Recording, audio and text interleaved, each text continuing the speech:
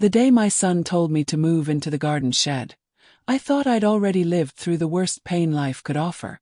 I was wrong. My name is Margaret, and I'm 73 years old. For 40 years I poured every ounce of love, every dollar I earned, and every dream I had into raising my son, David. I thought family meant something. I thought loyalty ran both ways. I was wrong about that too. Before I tell you what happened next, don't forget to subscribe if you love true stories like this, and tell me in the comments, what would you have done if this happened to you? Because what I discovered changed everything. Let me take you back to where this story really begins. Not to the day my son betrayed me, but to 40 years earlier, when I was a young mother of 33 with a newborn baby and dreams bigger than our small 2-bedroom apartment. My husband, Robert, and I had married young. We were both 22, fresh out of college, full of hope and completely broke. Robert worked as a junior accountant, and I taught piano lessons from our living room to help make ends meet. When David was born, the world felt complete. Robert would come home from work, exhausted, but he'd scoop up that baby and dance around the room singing off-key lullabies. We didn't have much, but we had everything that mattered. Or so I thought. David was only 3 years old when it happened. A rainy Tuesday morning in October. Robert was driving to work when a truck ran a red light. They said he died instantly. They said he didn't suffer.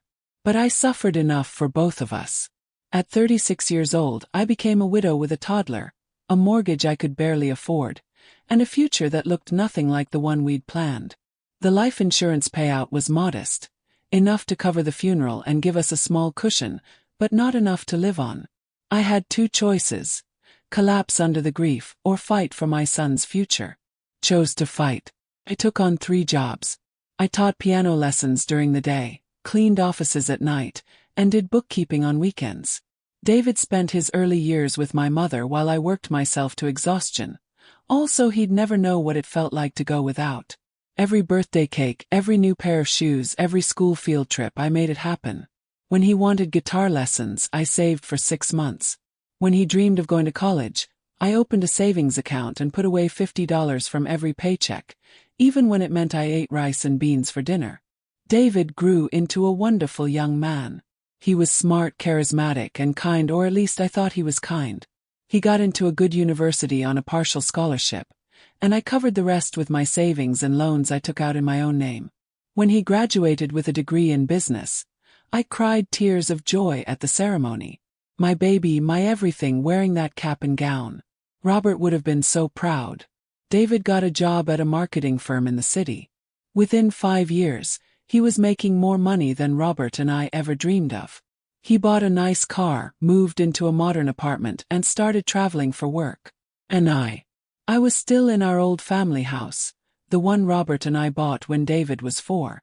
It wasn't fancy, but it was paid off. I'd made that final mortgage payment on my 65th birthday, the proudest moment of my financial life. David would visit every few weeks. We'd have Sunday dinners, and he'd tell me about his successes, his promotions, his life that seemed to be going exactly as planned. I'd listen, beaming with pride, grateful that all my sacrifices had given him the opportunities one never had. I was happy just being his mother. That was enough. Or so I thought. 2 years ago, when David was 38, he called me with exciting news. He'd met someone. Her name was Jessica, she was 31, and she worked in real estate development. They'd been dating for 6 months, and he wanted me to meet her. I'll be honest, from the moment I met Jessica, something felt off. She was beautiful, polished, and charming in that calculated way that made my skin prickle. During our first lunch together, she asked more questions about my house than about me. "How many bedrooms?" she asked, sipping her expensive coffee. 3, I replied. David's old room, a guest room, and my bedroom. And it's fully paid off. In this market, that must be worth quite a bit. David laughed nervously. Jess works in real estate, Mom. She can't help but evaluate every property she sees. But it wasn't an evaluation. It was an assessment, and I was the property being appraised. They got engaged 4 months later. The wedding was small, elegant, and expensive. David insisted on paying for everything himself, which I thought showed maturity. Jessica's parents contributed too, though I noticed her mother looked at me with the same calculating eyes as her daughter. I wore my best dress, gave a tearful speech about love and partnership, and welcomed Jessica into our family with an open heart. The biggest mistake of my life. Within weeks of the wedding, things began to change. David's weekly visits became monthly, then every other month. Phone calls grew shorter, more distracted. When I'd ask if everything was okay, he'd say, "We're just busy with work, Mom. You understand." I did understand. Or I tried to. What I didn't understand yet was that Jessica had been working on him since the day they met. Slowly poisoning his perception of me, reframing every sacrifice I'd made as manipulation, every act of love as a burden he owed. Started small. A year after the wedding, David called and asked if I'd ever considered downsizing. Downsizing? I asked, confused. Why would I downsize? This is my home. It's just that the house is pretty big for one person, Mom. And you're getting older. What if something happens and you're all alone there? Maybe a nice apartment or a senior community would be better. I felt my blood pressure rise. David, I'm 71, not 90. I'm perfectly capable of living in my own home. The home your father and I built for you. There was silence on the line. Then Jessica's voice in the background. Is she being difficult again? Again. That was the first time I realized how deep the manipulation went. Jessica had been painting me as difficult, as unreasonable, as a burden. And my son, my precious boy who I'd sacrificed everything for, was starting to believe her. Last March, everything came to a head. David and Jessica showed up at my door unannounced on a Sunday afternoon. I was thrilled. I thought maybe we were returning to our old Sunday dinner tradition. Instead, they sat me down at my own kitchen table and delivered the news that would shatter my world. "Mom, Jessica is pregnant," David said, trying to smile. "We're having a baby." My first instinct was joy. A grandchild. But before I could even congratulate them, Jessica cut in. "We need more space," she said flatly. "Our apartment is too small for a family. We've been looking at houses, but everything in our budget is either too far from David's office or needs too much work." David took my hand. "Mom, this house has 3 bedrooms. It's perfect for a growing family. And you don't really need all this space anymore." "What are you saying, David? We think it would be best if you moved into the shed in the backyard. We've checked, and it's perfectly legal to convert it into a living space. We'll insulate it, add a small bathroom and kitchenette. You'll have your own space, and we'll be right here if you need anything." The shed. The garden shed that was 12 feet by 16 feet. Where we stored lawn equipment and old furniture. My son wanted me to live in a shed so he and his wife could take my house. Said no. Of course I said no. But that's when the real campaign began. Over the next 3 weeks, David called every day. Sometimes angry, sometimes pleading, sometimes crying. "Mom, you're being selfish. This is about your grandchild. Don't you want your grandchild to have a nice home? You always said family comes first." Was that a lie? Jessica's parents would never treat us this way. They're already helping us with a down payment on a different house, but we'd have to move 2 hours away. Is that what you want? To never see your grandchild? And the worst one. After everything I've done for you, this is how you repay me? After everything he'd done for me. I didn't sleep much during those weeks.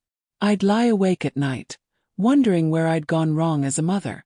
Wondering if I really was being selfish. Wondering if I should just give them the house to keep the peace. One sleepless night I went down to the basement. I don't go down there often anymore, my knees aren't what they used to be, but something drew me there. Maybe it was Robert's spirit guiding me. Maybe it was just grief. I started going through old boxes, looking at photos from when David was little. Birthday parties. Christmas mornings. His high school graduation. Each image was a knife to my heart. That's when I found it. A sealed envelope tucked into the box with Robert's old legal documents. It was addressed to me in Robert's handwriting, with a note on the front. Margaret, to be opened only if David ever asks you to give up the house. Trust me. Love always, Robert. My hands trembled as I tore it open. Inside was a letter and a copy of the deed to the house. My dearest Margaret, if you're reading this, it means something has gone wrong. It means our son has forgotten what this house really means, and why we bought it. Margaret, there's something I never told you about the house. When we bought it, when David was 4, I didn't just take out a mortgage. My father, David's grandfather, gave us a significant amount of money for the down payment. $60,000 to be exact. But there was a condition. The house was to be yours, Margaret. Forever. My father knew how hard you worked, how much you sacrificed, and he wanted you to always have security. He made me promise that the house would be in your name only, and that it would pass to David only after your death, not before. I honored that promise. If you check the deed, you'll see the house is solely in your name. David has no legal claim to it while you're alive. But there's more. I also set up a trust fund for David when he turned 30. $250,000. Money from my life insurance and investments you knew nothing about because I wanted it to be a surprise. The trust stipulated he could access it for a house down payment when he was ready to start a family. Margaret, if he's asking you for the house, it means he either doesn't know about the trust, or he's spent it and is too ashamed to tell you. I'm writing this because I know our son. I love him deeply, but I know he can be influenced by the wrong people. If someone is pressuring him to take your home, it means they don't understand what family really means. Stand your ground, my love. That house is your security, your independence, your reward for a lifetime of sacrifice. Don't let anyone, even our own son, take that from you. I love you always, Robert. The next morning I called David and told him to come over. When he arrived, with Jessica of course, I had the letter and the deed laid out on the kitchen table. Sit down, I said. We need to talk about your father's trust fund. What trust fund? Jessica's face went pale. Actually pale. The $250,000 trust fund your father set up for exactly this purpose, buying your first family home. The one that you should have received when you turned 38 years ago. David looked genuinely confused. Jessica looked trapped. You knew about it, didn't you, Jessica? You work in real estate. You would have done a financial background check before you married him. You knew about the trust. She didn't deny it. She just stared at me with cold eyes. Let me guess, I said. You convinced him to spend it on other things. Fancy vacations. Your expensive lifestyle.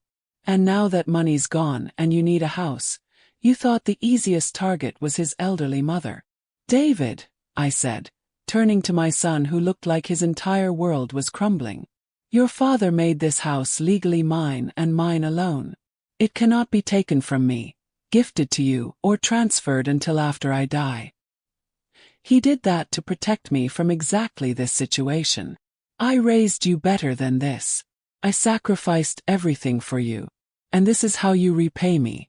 By trying to manipulate me into living in a shed. David left that day in tears. Jessica left in rage. She filed for divorce 3 months later. Turns out, a man without a guaranteed house wasn't as attractive to her anymore. David and I didn't speak for 6 months. The longest 6 months of my life. I wondered if I'd lost my son forever, if standing up for myself meant losing the person I loved most in the world. But then one Sunday morning there was a knock on my door. It was David. Alone. Older looking, humbled, broken. Mom, I'm so sorry. We're rebuilding our relationship now. Slowly. David is in therapy, working through how easily he was manipulated, how he lost sight of what truly mattered. He got a better accounting of his finances and realized Jessica had indeed convinced him to spend the trust fund on her expensive tastes, a revelation that devastated him. The baby. Turns out Jessica was never pregnant. That was just another manipulation tactic. My son made terrible choices. He hurt me in ways I'm still healing from. But he's also learning, growing, and genuinely trying to make amends. That's what matters. As for me, I'm still in my house. My house. The one Robert and I built our life in. The one his father helped us buy. the one I'm protected in until my last breath. This story isn't just about betrayal, it's about knowing your worth. It's about standing up for yourself even when it costs you everything. It's about understanding that real family doesn't ask you to sacrifice your dignity, your security, or your home. To anyone listening who's being pressured by family to give up something that's rightfully yours, stand firm. You don't owe anyone your independence. Not even your children. Robert knew that. He protected me even after death. And that letter, that beautiful, painful letter, saved me when I needed it most. If this story moved you, like and subscribe for more stories about truth, betrayal, and redemption. Tell me in the comments. Would you have stood your ground or given in to keep the peace? Thank you for listening to my story.